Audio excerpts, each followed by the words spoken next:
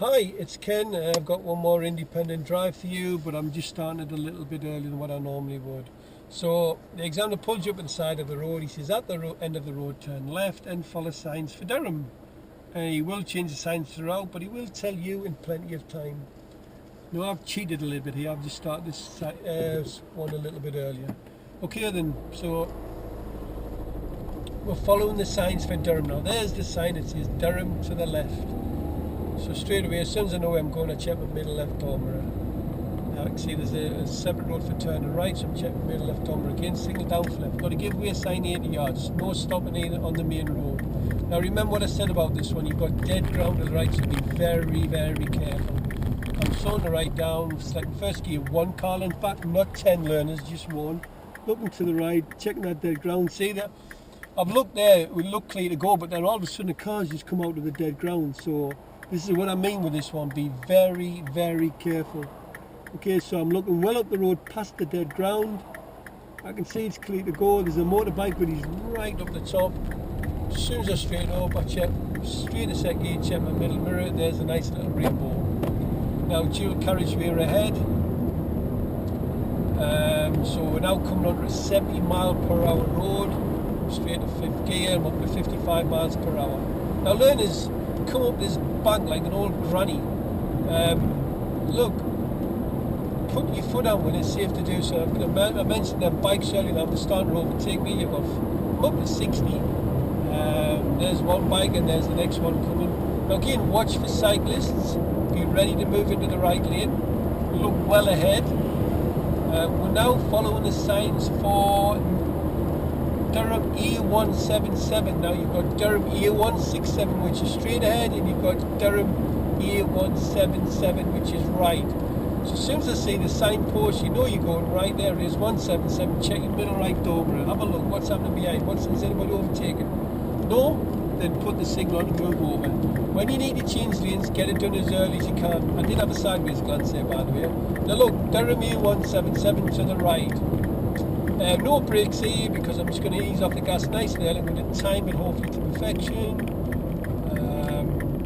Just put my clutch down, selecting third, bringing the clutch back to the bite and hold it to the biting point. Don't have to give way. It said right, second exit, first one straight ahead, check middle left door mirror, signal to leave the roundabout, and there we go. Now coming into this road, we've got 40 signs, no stoppings, end of no stopping. And now it feels a bit slow because I've gone from 60 odd miles per hour to 40, well to 34. Now we've got a road bend to the left, we've got a school to the right.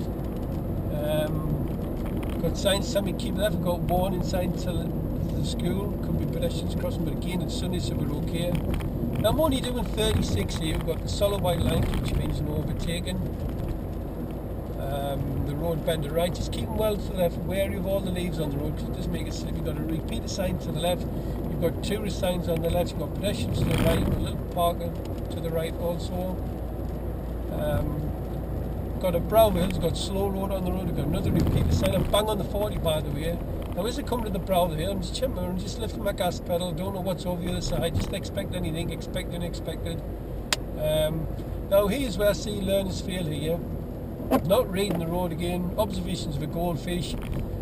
I think it's because they stare at the green traffic light. I can see the green traffic light now, I've got no right hand turns. There's 30 signs there, one's hidden by the tree on the left now, I can see it. But you've got to be bang on the 30 here, so believe it or not, learners do miss these 30 signs. So I'm back down to the 30, anticipating the lights changing, check my mirrors. We've got the pedestrian crossing on red further up, lights is on green, I'm going through. Got a lot of students to the right, lights changing back to green, parked cars left, little side road, it's clear, so I'm anticipating anybody coming up with it. Pedestrian standing, so I'm dropping down a gear, there we go, they've changed back again. I check my mirror, focus on a smooth stop, handbrake on, and I put it in neutral. You don't really need to put in neutral. I would if there's a lot of people crossing, lights changing, watching for anybody rushing across at the last minute because them students are crazy. Check my mirrors and back on the drive. Now again we've got the pedestrian activity to the left, and they're on the road, so I'm checking my mirrors, just moving out into the hatch markings. Now again, the road's going downhill, so that means your car's going to pick up speed, keep your foot covering the brake. Pedestrians left and right, covering my brake all the way down. Just, you know, they could easily slip and fall over. Half of them be still drunk actually. Now, he's changing the signs from now, following the signs for Boburn, if you speak properly, or it's Boburn. So we've got a pedestrian crossing which was clear. Sign to the left saying Boburn is to the right. Check my middle and right dormer, signal for right. Now I'm positioning to the centre line. Light is on red, pedestrian activity to the left, and it's a crossroads, but the road ahead's closed actually. So I'm again just focus on a smooth stop, no gear changes, select first gear, 1 car length back. Putting my handbrake on, and I think I'll put it in neutral and rest my feet and my car cuts out. It's that stop-start technology. Now remember, we're now following the signs for Boburn. We've got the pedestrians to the left. Junctions look quite clear. The pedestrian phase is kicked in now, so it's not a pedestrian crossing. It's just a pedestrian phase built into the traffic lights. There's still traffic lights, but we do have pedestrian phases built in. So I'm just admiring the scenery while my lights change. Looking at these pretty impressive buildings to the right. My backup lights straight ahead. Now I'll talk about this next roundabout. There's the lights changing. Now I had a pupils fail for not indicating right on this roundabout, which was a bit harsh I felt because there was nobody about. But you cannot argue, I suppose. So people think this roundabout is straight ahead. It's not, it is right. You'll see that when you get over it. Now we've got parked cars to the left, watch looking under the cars for feet. Watch for anybody standing between them, watch for car doors opening. So we're looking for signs for Boburn. You've got a sign, a junction to the right. Now park car to the right, middle right dormer, Boburn to the right. Now it says third exit, so middle right dormer, signal, you can see it's over to the right. Now there's a car coming from right, he's not indicating, so I'm not going. Now I can see he's gone that way, so I'm going now. Check my middle and left dormer, I've got the ambulance, is he pulling out? Yeah, he's pulling out. I'm not going to signal to leave here because they might think I'm going in there. Now I've got 40 signs, we've got no stopping. Got brake lights up ahead, I'm checking my mirrors. Now I'm only doing 30 because it's going downhill. Road bends left, just keeping it, covering my brake as I go down. Got an island refuge in the middle there, just signs keeping to the left. Got brake lights up ahead, pedestrian activity on the right. Got a warning sign telling me there's a traffic light, which means a pedestrian crossing. Got chevron signs in the road bends right. Got pedestrians at the bus stop. You've got the pedestrian crossing, which is on green. There's nobody standing there. Check my mirrors.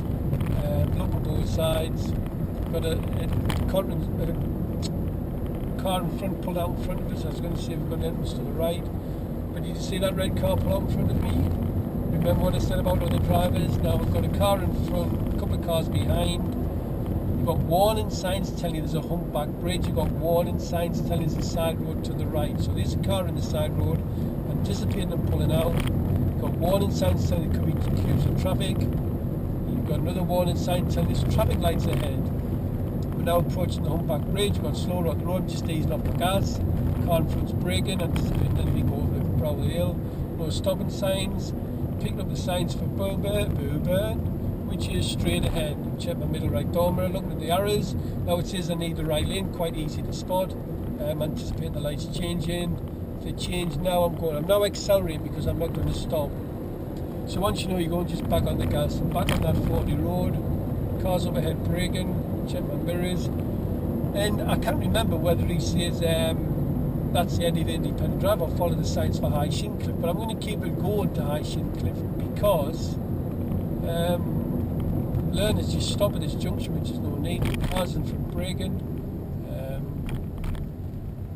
They turn right into the pub on the right hand side. There's a lot of traffic here actually. So I'm keeping about 2 to 3 car lengths back from the car in front. Gives us plenty of time to react with some cabins. Traffic moving very slowly. There might be some traffic lights up ahead, or it could be a tractor or farm vehicle. Just keeping well back from the car in front. About 3 car lengths, 20 miles an hour is good. That gives me plenty of time to react if anything happens. Now here I'm not braking, I'm down to 10 miles per hour. Now I'm not going to brake it because that'll stop the car. I'm going to let that come off the gas and let the car drive itself. I'm keeping about 1.5 car lengths back from the car in front. I'm now going back on the gas. Learners would panic here and use the brake. You don't really need to. Okay, so we've got this road bending to the right. It must be a slow moving vehicle, it's got to be.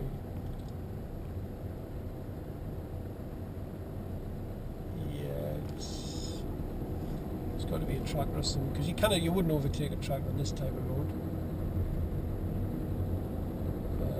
So when we get around the next bend, there's a sign for High Shin Cliff, and that's where I'm going to end the independent drive. What it is, it's a little slip road off to the left. Now you have to give way to oncoming traffic turning right. So if you can see there's no oncoming traffic, then you just go.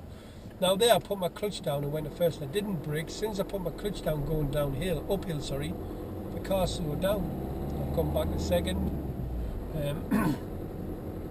We've got the warning sign to the left telling us it could be horse rides. Again, a lot of leaves on the road.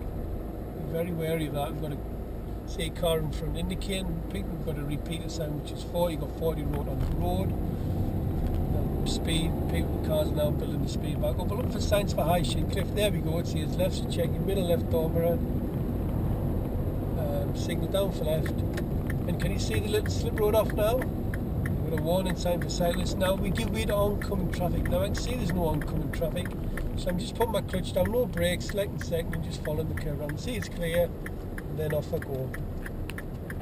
And that's the end of that independent drive.